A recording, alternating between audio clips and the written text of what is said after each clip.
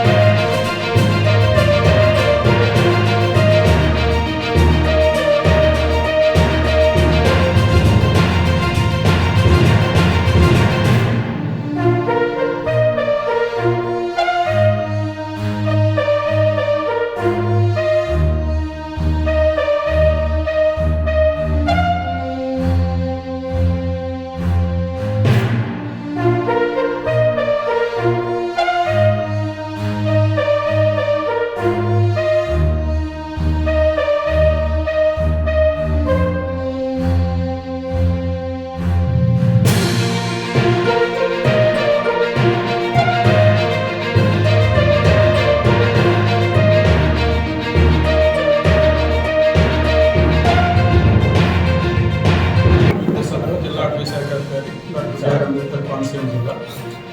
గత 20 రోజులుగా తూర్పుగోదావరి జిల్లా దివాంచర్ అటవీ ప్రాంతంలో చిరుతపులి గత రాత్రి మన కడియం నర్సరీలో కడియపులంక బుర్రిలంక దగ్గర సంచరించడం గమనించడం అయింది. వెంటనే కూడా అక్కడ తూర్పుగోదావరి జిల్లాకు సంబంధించిన అటవీ శాఖ సిబ్బంది అందరూ కూడా అక్కడ హాజరు కావడం, దాని యొక్క ఆనుపాలను కనుక్కోవడానికి ప్రయత్నాలు చేస్తూ ఉన్నారు. సో అక్కడ ట్రాప్ కెమెరాలు, తర్వాత కేసులు కూడా ఏర్పాటు చేస్తూ ఉన్నారు. సో 24 hours ఆ యానిమల్ యొక్క కదలికలను గమనించడానికి టీమ్స్ పనిచేస్తూ ఉన్నారు.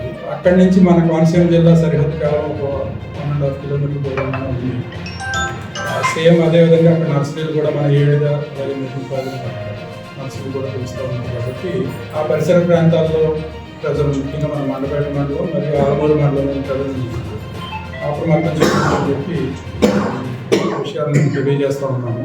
ఈ చిరుతపులి సాధారణంగా మనుషుల మీద దాడి చేయదు, అలాగే పగటిపూట కూడా దాని మూమెంట్ ఏమీ ఉండదు. అందుకని చెప్పి పగటిపూట కూడా నర్సరీలో తిరిగేటప్పుడు అది మూమెంట్ లేకపోయినా ఎక్కడో చోట హైడింగ్లో ఉండదు, చెట్టు మీద కానీ, లేదంటే నర్సరీలో ఉండే పాకలు లేదా మోటార్ షేప్లు ఇటువంటి వాటిలాగి హైడింగ్లో ఉంటుంది. కాబట్టి నర్సరీకి వెళ్ళేటప్పుడు నర్సరీలో పనిచేసే వర్కర్లు ఎవరు కూడా ఒంటరిగా వెళ్ళవద్దు. ఆ వెళ్ళేటప్పుడు ఆ నర్సరీలో పనిచేసే వర్కర్స్ 2-3 ఉంటారు. కాబట్టి వీళ్ళు కర్రలు తీసుకుని వెళ్ళి నర్సరీ ప్రాంతం అంతా కూడా ఒకసారి కలిగి తిరిగి ఆ మోటార్ షెడ్లు ఏవి ఉంటే కూడా జాగ్రత్తగా చూసుకొని ఆ షెడ్లో వెనక నుంచి అక్కడి నుంచి ఫోకస్ చేస్తే అది ఉన్నట్లయితే ఆ అలికిడికి అది బయటకు వెళ్ళిపోతుంది. వెంటనే ఇన్ఫర్మేషన్ మనకి సంబంధిత అధికారులకి, పోలీసు వారికి కానీ, రెవెన్యూ వారికి కానీ మేము నెంబర్స్ ఇస్తున్నాము. మా అటవీ శాఖ వాళ్ళకి కానీ ఎవరికి తెలియజేసినా సరే ఇమీడియట్గా మా సిబ్బంది అక్కడ హాజరవడం జరుగుతుంది. అక్కడ దగ్గరలోనే ఉంటారు. ఇంకొకటి ఏంటంటే ఈవినింగ్ అయ్యేటప్పటికి 5 గంటలకల్లా మేము ఈ పనులు ముగించుకుని ఎప్పుడు చేరుకోవాల్సింది.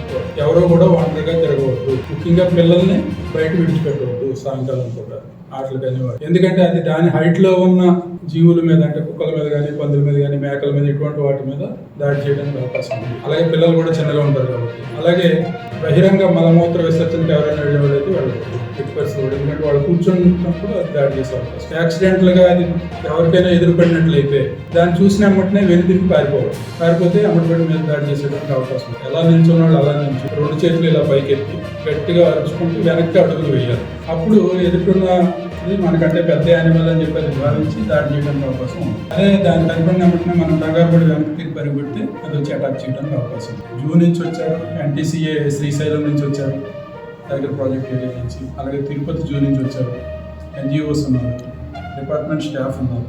వీళ్ళందరూ కూడా గత 20 రోజుల నుంచి అదే పని మీద ఉన్నారు. ఇప్పుడు వాళ్ళందరూ కూడా ఇక్కడ షిఫ్ట్ అయ్యారు. అదేవిధంగా ఎవరు కూడా సోషల్ మీడియాలో ఇందాక మన RDO గారు చెప్పినట్లుగా ఎవరు కూడా ఫేక్ న్యూస్ ఎవరు కూడా ప్రచారం నెట్లో ఏదో ఫోటో దొరికింది జరుపుతుంది, అక్కడ చూసిన జరుపుతుంది అని చెప్పి ఫోటో పెట్టి, లేదా అక్కడ ఏదో దాడి జరిగింది అనుకోండి. దానివల్ల ఏంటంటే అసలు విషయం మీద దృష్టి పెట్టకుండా డైవర్షన్ జరుగుతుంది. అందుకని చెప్పి ఎవరు కూడా దయచేసి సోషల్ మీడియాలో లేనిపోయిన వార్తలను ప్రచారం చేయకూడదు. జిల్లా యంత్రాంగం తరఫున మేము చేసుకోవచ్చు. 9408 10125 అదే DFO కోనసీమ జిల్లా. అలాగే 9440810042 అది DFO కాకినాడ మరియు రాజమండ్రి. RDO గారి నెంబరు 9618415521. అలాగే తహసీల్దార్ మండపేట గారి నెంబరు 9849903903.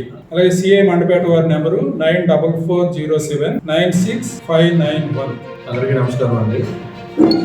ఈరోజు మన గౌరవ కలెక్టర్ గారి ఆదేశాల మేరకు మన DFO గారు, అలాగే మన పోలీస్ సిబ్బంది, SI గారు, రెవెన్యూ అందరూ కూడాను ఈ చిరుతపులి సంచారం పైన ప్రజల్లో అవగాహన కల్పించడానికి, అప్రమత్తం చేయడానికి ప్రెస్ మీట్ ఏర్పాటు చేయాలి. ఈ వివరాలు మన DFO గారు కూడా మనం ఎక్స్ప్లెయిన్ చేస్తారు దానికోసం.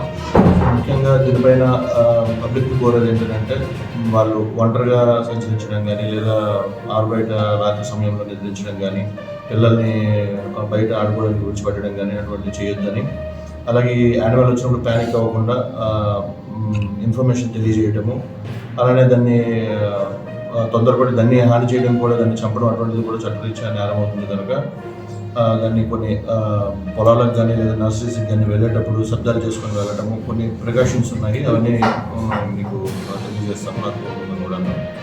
సో దీన్ని గమనించి ఈ చిరుతపులి సంచరిస్తుందన్న విషయాన్ని గమనించి దయచేసి ప్రజలందరూ కూడా అప్రమత్తంగా ఉండాలని కోరడం అనేది.